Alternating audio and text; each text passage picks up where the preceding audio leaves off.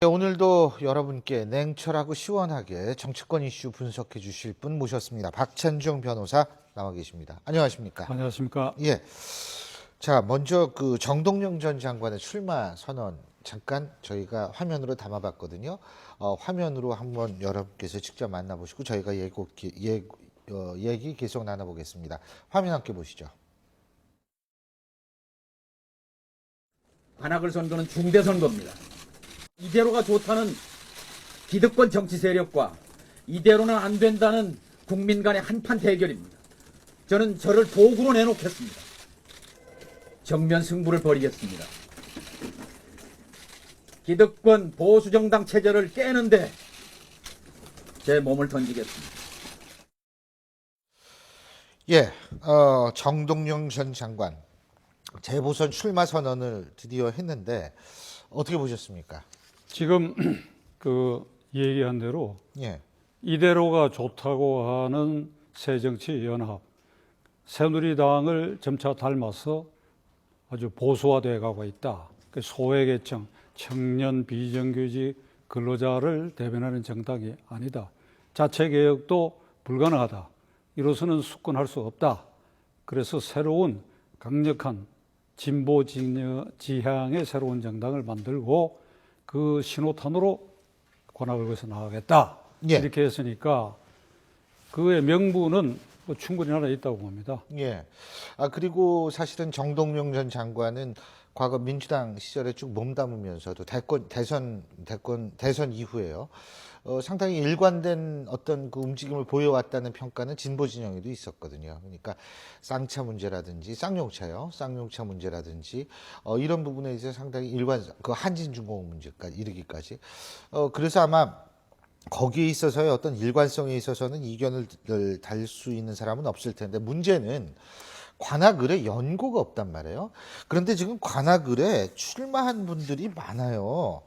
지금 한번 그래픽으로 보여주시겠습니까? 관악을 출마자. 지금 그 출마자 보면은요. 자, 오신환 후보는 새누리당이고요. 정태호 후보는 새정치민주연합, 정동영 전 장관, 그다음에 이동영 전 시의원, 정의당이죠. 자, 그다음에 나경채 노동당 후보, 그리고 이상규 현재 무소속입니다. 원래 이 지역구 갖고 있는 통진당 의원이었었죠. 그다음에 변희재 씨 역시 무소속 후보인데 지금 총 한 7명 정도가 나오거든요. 근데 지역구 이전 문제는 예. 이 관악을구라든지 예? 관악을구라든지 서울 시내 어떤 선거구라도 4년마다 선거를 할 때 이 주민등록 이동을 조사해 보면 심한 데는 60%, 주민들이요, 유권자 이동이 그리고 강남 상구 같은 데 비교적 안정됐다 하더라도 약 40% 이동을 하기 때문에 예. 선거 끝나고 새로 이주해 온 사람은 그 지역의 국회의원 누군지 모르는 사람이 굉장히 많아요. 제가 그런 실제 경험을 예. 해봤으니까 아하. 제가 당신 사는데 국회의원이라고 했더니 처음 선거 후에 이사를 와서 잘 몰랐다고. 예. 그래서 그걸 뭐 꼭 지역 연고를 따진다라든지 하는 것은 큰 의미가 없고 예. 정동영, 천정배 의원 정도의 레벨이라면 그건 뭐 아무데나 나갈 수도 있다. 그게. 그런데 너무 잦은 이동이 예. 눈에 거슬리는 그런 점이 있는데 어떻든 정동영 의원이나 천정배 의원이 저렇게 국민 모임 또는 무소속으로 나간 그 근원의 근본 바닥을 따져보면 결국 이 새정치연합에서의 공천 문제입니다. 그 두 사람에 대해서 천정배 의원은 지난번 보궐선거 때도 그 지역 예. 지지도가 높았는데도 안 줬잖아요. 예. 안 준 이유가 그거 아닙니까? 장관도 하고 많이 해먹었으니까 비켜라는 거지요. 예. 원래 친노 원조가 천정배, 정동영 아닙니까? 예, 근데 지금에 와가지고 지금 구친노 그룹에 의해서 배척당했다. 이렇게 이 두 사람은 생각하게 되니까 국회에는 들어가야 되겠는데 들어갈 방법이 없다 이거죠. 딱 스크럼 짜고 공천을 안 주니까 그게 나는 아주 기본적 그 바탕이 원인이 됐다고 생각하는데 가령 미국의 경우에 대통령 후보로 나갔다가 공화당은 맥케인 지금 상원의원 그럼요. 얼마든지 활동하잖아요. 하죠. 예. 우리는 쉽게 나이 60 넘어가면 고려장 해버리고 70 넘어가면 아예 그냥 쓰레기 취급해버리고 누가 쓰레기를 했지만 저 그 얘기는 나중에 여쭙겠습니다. 그러니까 네. 그게 근본 원인인데 저는 이것이 하나 계기가 돼가지고 정동영 전 의원이 오늘 출사표에서 말한 것처럼 새정치연합이 자극을 받는 계기, 내년 총선거에서 이 공천제도를 획기적으로 바꾸는 계기, 이런 계기로 삼을 필요가 있다. 예. 근데 제가 이제 지금 그 말씀 들으니까 그냥 짧게 저도 좀 제 생각이 나는 게 있는 게 우리나라는 사람만 바꾸면 모든 일이 다 된다고 생각을 해요. 17대 의원 같은 경우에 17대 국회 같은 경우에 제 기억으로 62.5%가 정치 신인이었었고요. 그 이후도 50% 이상의 정치 신인이 계속 들어갔거든요. 이거는 세계에서 1위 정도 됩니다. 이 정도의 물갈이 폭은. 근데 우리나라 정치는 사실 바뀐 게 없거든요. 그런 물갈이가 가능한 것은 공천이 예. 개파 수장들에 의해서 밀실, 야합, 동공천 줄 세우기로 하기 때문에 가능한 것입니다. 얼마든지 그 미국식으로 하방을 해서 주민과 당원들에 의한 이른바 오픈 프라이머리식으로 한다고 한다면 절대로 그런 물갈이가 있을 수 없지요.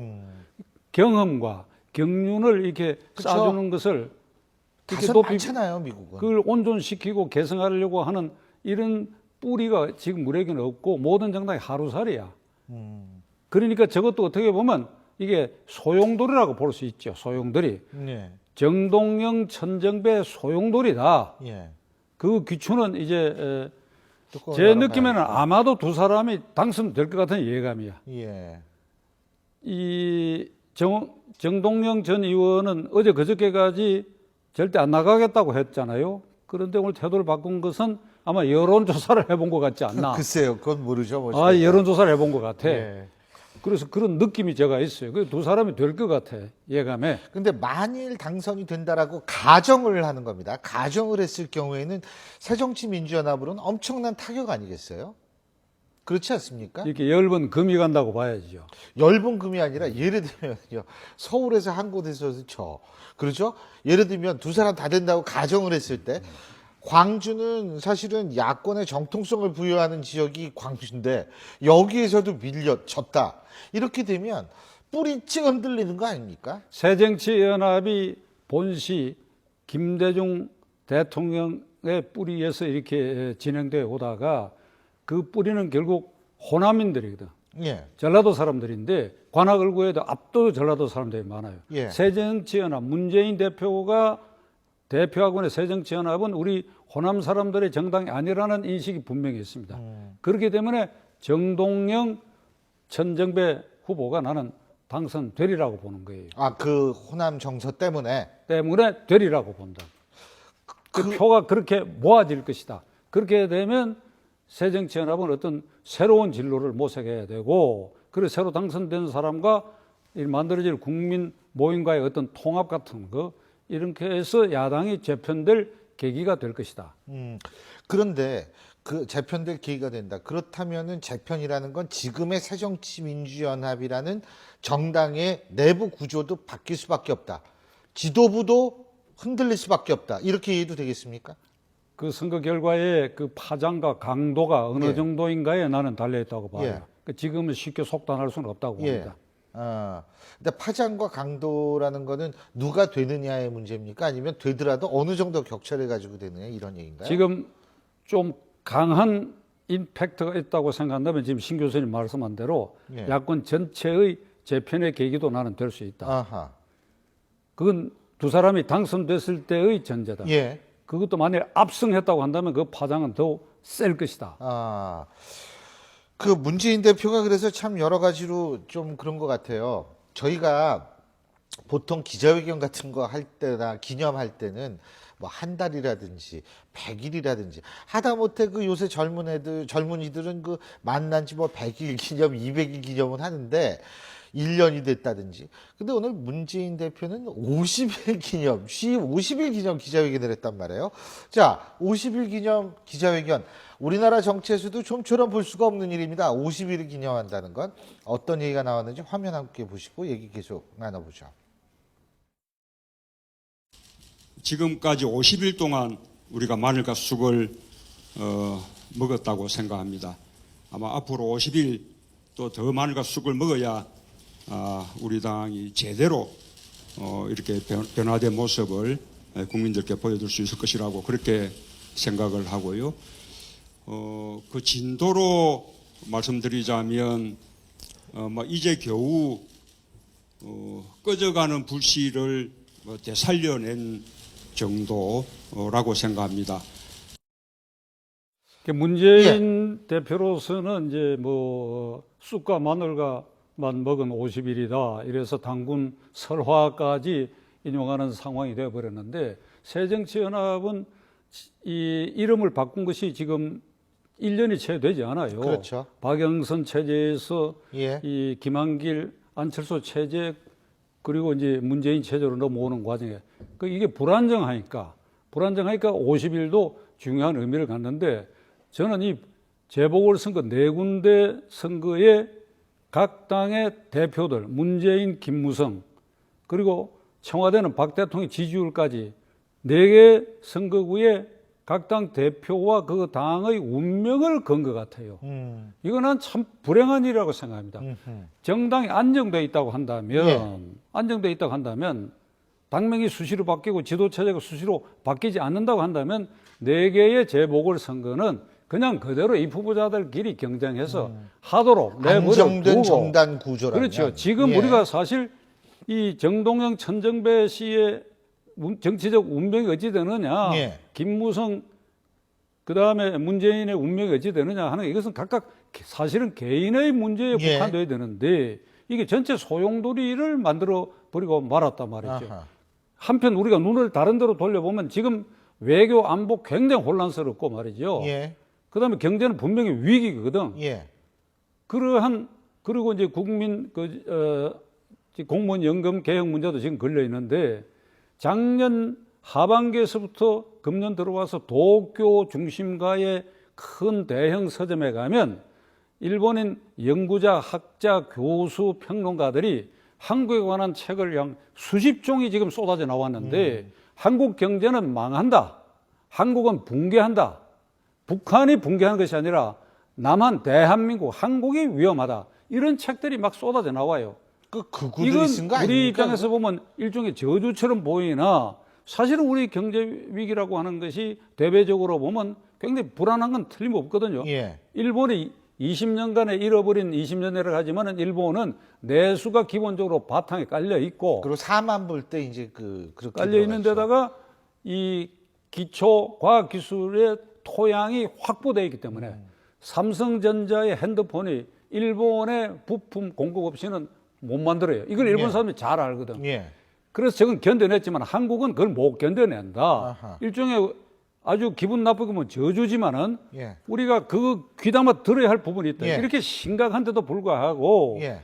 4개 선거구를 두고 이렇게 정당이 쪼개지느냐 금가느냐 하는 이런 수준에 우리가 머물러 있으니 이걸 어떻게 참 딱하고 통탄스러워요. 그렇다고 하지 말라고 할 수가 없게 돼 있다고. 예. 4개 선거구에 이 두 정당의 각각 현장 최고 회의를 하고 있잖아요. 그렇죠. 최고위원회. 만일 관악을구에 이 정동영 후보가 나와가지고 야권 표가 분산되니까 이 새누리당이 유리하다고 생각하다가 그것도 아니라고 생각하면 새누리당이 당황할 거예요. 또 그러니까 이 앞으로 한 달 뒤까지의 4월 한 달은 이게 국회가 완전히 딴 데가 있고. 문 닫아버리고 전부 거기 올인하게 됐다 이거죠. 그게 그러면 비극이죠. 경제 위기의 외교 안보의 혼란, 그 소는 누가 키우는 얘기야? 소는 예. 아주 오랜만에 듣는. 소는 누가 얘기입니다. 키우니까 맨날 모여가 자기들끼리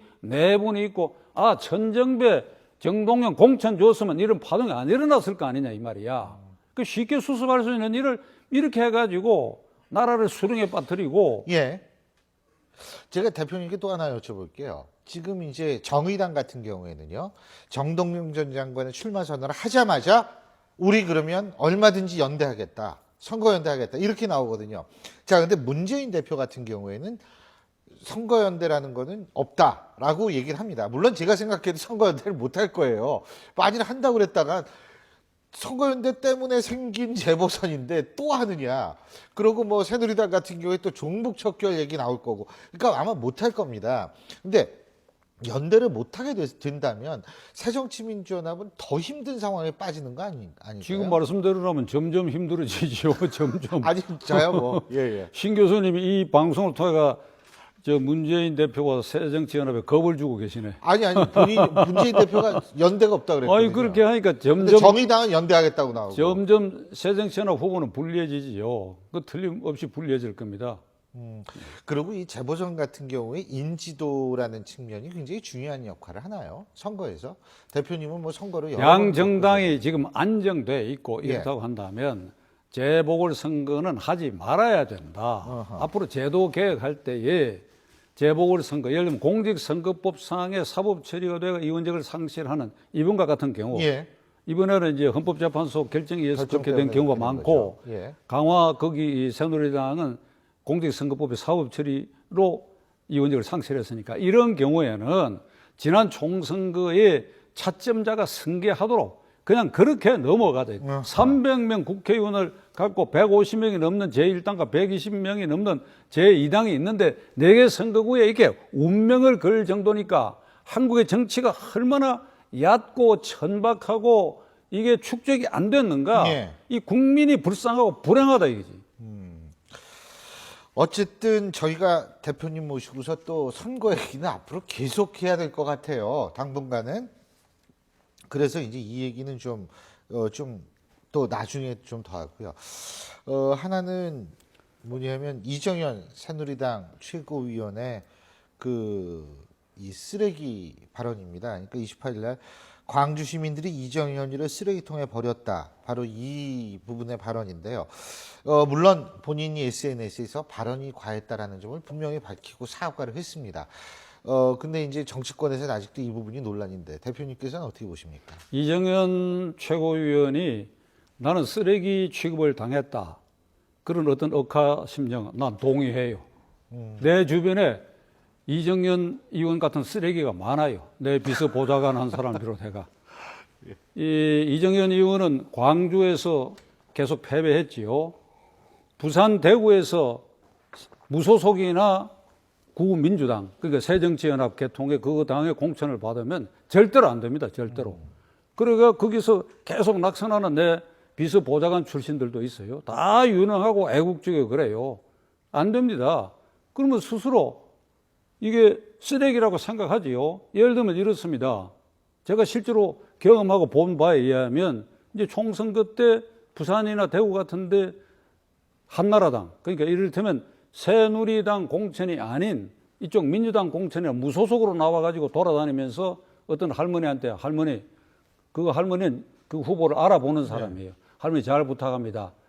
한나라당이제 이랍니다. 예. 너 한나라당 공천 받고 나왔지 이러거든. 아이 할머니 사람 보고 찍어줘야지요. 아니다. 우야둥동 한나라당 공천 받아 오래 이랍니다. 우야둥동 경상도 이 방언인데 어찌 하든지 간에 무슨 수를 하든지 간에 돈을 처먹이든지 줄을 서든지 손을 비비든지 해가지고 한나라당 공천장만 갖고 오면 네 찍어줄게 이러거든요. 이쪽은 이제 이정현 후보가 한나라당 후보로 나갔잖아요. 네가 열심히는 하는데 어쩔 거나 여기는 민주당 지역이야. 포기해. 그러니까 양쪽이 똑같아요. 그 이런 상황 안에서 수많은 쓰레기들이 만들어졌지요. 이정현 최고위원 말 그 속에 이 담겨져 있는 그 심정을 나 충분히 이해를 합니다. 근데 이걸 누구를 탓하겠어요? 지역 감정이 경상도 전라도 지역 감정이 언제부터 극악적으로 생성됐는가 하면 71년 8대 선거까지는 심하지 않았어요. 박정희 대통령 3선 직선할 때까지는 그때까지는 여촌 야도야. 전라도 농촌에서 박정희 총재의 공화당이 무소히 당선이 됐죠. 광주 같은 데는 어렵게 안 되고 부산은 전부 야당이 다 돼. 그러나 경상도 시골에는 또 여당이 다 된다고. 여촌 야도니까 극악한 지역 감정은 많이 이렇게 좀 숨어 있었지만 그 뒤에 유신과 5공화국 강권 통치 과정을 거쳐서 피해 지역이 되거든요. 전라도가. 광주 항쟁도 피해 지역이 돼요. 정권은 가해자가 있는 지역이 경상도다 이거죠. 거기서부터 이제 완전히 갈라져 버렸어요. 그 지역 감정이 지역의 이해를 집합하는 지역주의로 승화가 되고 그 지역주의 위에 올라탄 기득권 정당이 생겨버렸다고. 예. 그게 87년 이후에 지금까지 아주 극악한 상황까지 와가지고 수많은 희생자, 그게 쓰레기지, 쓰레기를 양산해 놨단 말이죠. 그럼 이걸 어떻게 극복하느냐? 전 방법이 없어요. 절망적입니다. 절망적이야. 근데 이제 이정현 최고위원이 또 그런 발언을 한 거는 본인도 그렇지만 이 지금 나온 그 정승 후보자를 전 식약처장이죠. 아주 잘 좀 써라. 이런 의미가 더 강했다고 보거든요, 사실. 예? 본인도 옛날에 굉장히 어려웠기 때문에 이 후보자 같은 경우에 그럼 어려운 거 없지 말고 처음부터 좀 잘 좀 써라. 이런 의미 아니겠어요, 사실? 민주당, 구민주당 새정치연합 후보가 대구, 부산에 나가서는 안 그럽니까? 여기 해서 우리 건전하게 야당도 경상도 땅에서도 김부겸 야당 숨쉴 전 야당도 의원도 마찬가지죠, 만들어주자. 사실. 예. 똑같은 얘기를 해요. 근데 안 먹혀요. 결국 마지막에 가서는. 그러나 요즘 와서 조금 숨구멍이 터져 있지요. 예, 이정현 후보가 됐으니까. 보궐선거지만은 그 순천에서 당선됐고 예. 부산에 조경태 의원이 사하에서 3선을 한 거. 이것은 사실 예외 중에 예외고 또 하나의 어떤 가능성은 김부겸 전 의원이 대구에서 상당히 시장 선전했죠. 선거와 국회의원 선거 약 40% 예, 전후를 맞습니다. 얻었다고. 그러나 아주 기본적으로는 이 굳건한 지역주의가 좀채 깨지기 어렵다. 그죠? 그러니까 정동영 파동도 그 선상에서 우리가 봐야 된다고. 예. 그게 호남 쪽의 세의 재결집 또는 재편이다. 예. 이런 각도로 볼 수밖에 없게 돼 있다고. 그러면은 대표님 보실 때요. 이정현 최고위원의 바람이 다시 한번 광주 서구에 재현될 가능성은 있다고 보십니까? 저는 없다고 봅니다. 없다고 보세요. 없다고. 아 근데 광주 거기에- 서구에 거기는- 이정현 최고위원이 예전에 바로 직전에 나갔을 때 상당 부분 30% 후반대의 그래도 득표를 저는 받았거든요. 그 지역은 제 느낌으로는 예. 그건 천정배 바람이 불 거예요. 그래서 힘들 것 새누리 바람 안 불 겁니다. 알겠습니다. 그 지역에 좀 지켜봐야 새누리 되는 인기 문제지만 없어요. 지켜봐야 될 거지만 잘 알겠습니다. 오늘 말씀 여기까지 듣겠습니다. 말씀 잘 들었습니다.